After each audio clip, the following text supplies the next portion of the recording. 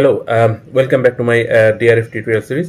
তো আজকের টিউটোরিয়ালটা অনেক ইম্পর্টেন্ট একটা টিউটোরিয়াল হতে যাচ্ছে। তো আজকে আমরা কাজ করব নেস্টেড সিরিয়ালাইজার এবং সিরিয়ালাইজার মেথড ফিল্ডের উপর। ওকে, এবং বলে রাখা ভালো, আপনি as a back in developer হিসাবে বেসিক্যালি আপনি এই দুইটা ব্যাপার আপনি কখনোই আসলে স্কিপ করতে পারবেন না। অলমোস্ট সমস্ত অ্যাপ্লিকেশন ডেভেলপমেন্টের ক্ষেত্রেই as a back in developer আপনাকে আসলে এই নেস্টেড সিরিয়ালাইজার এবং সিরিয়ালাইজার মেথড ফিল্ড ইনওয়ার্ড সিরিয়ালাইজার রিলেশন নিয়ে আপনাকে কাজ করতেই হবে। সো আজকে টিউটোরিয়ালটা অনেক ইম্পর্টেন্ট একটা টিউটোরিয়াল। কথা না আগে আমি কাজ শুরু করি। হ্যাঁ, সো আমরা যদি একটু চেক করি অর্ডার সিরিয়ালাইজারের ভিতরে আমরা আইটেম হিসাবে একটা ফিল্ড ডিফাইন করেছি, যেটা আসলে রেফার করছে কি অর্ডার আইটেম সিরিয়ালাইজারকে, রাইট? সেম অর্ডার দেখাচ্ছে, তার মানে হচ্ছে আমরা ঠিক পথেই আগাচ্ছি। ওকে, তো সো অর্ডার আইটেম সিরিয়ালাইজারে আমরা প্রথমে একটা প্রোডাক্টের নেম নিব, যেটা অ্যাজ এ ফিল্ড হিসাবেই রিপ্রেজেন্ট হবে।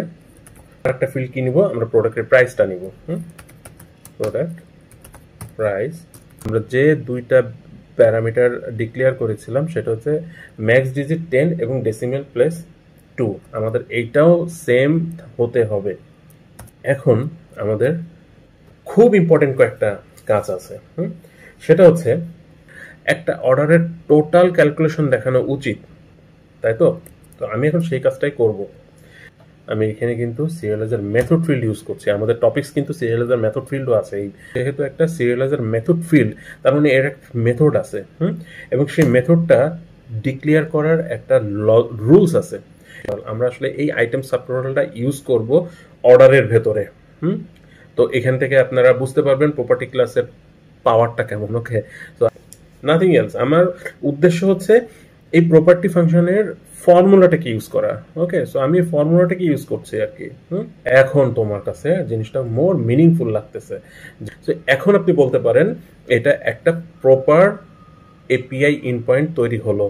সো আমাদের উদ্দেশ্য ছিল কি প্রত্যেকটা অর্ডারের মধ্যে আমাদের অর্ডারের আইটেমগুলোও যাতে আসে অ্যাজ এ নেস্টেড ওয়েতে, যেহেতু আমাদের এটা নেস্টেড সিরিয়ালাইজার। ওকে, এবং পরে আমাদের যেটা মোস্ট ইম্পর্টেন্ট পার্ট ছিল সেটা হচ্ছে প্রপার্টি ফাংশনটাকে ইউজ করা, দ্যাট ইজ এ প্রপার্টি ডেকোরেটরটাকে ইউজ করা, এবং এই ফাংশন নেমটাকেই আমরা ডাইরেক্ট ফিল্ড হিসাবে ট্রিট করেছি।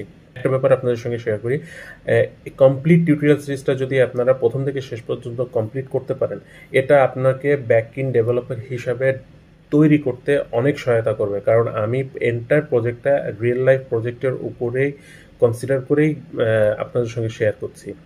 থ্যাংক ইউ ফর টুডে, এবং আশা করছি আপনাদের সঙ্গে আবার পরের ক্লাসে দেখা হবে। So stay connected with me and thank you.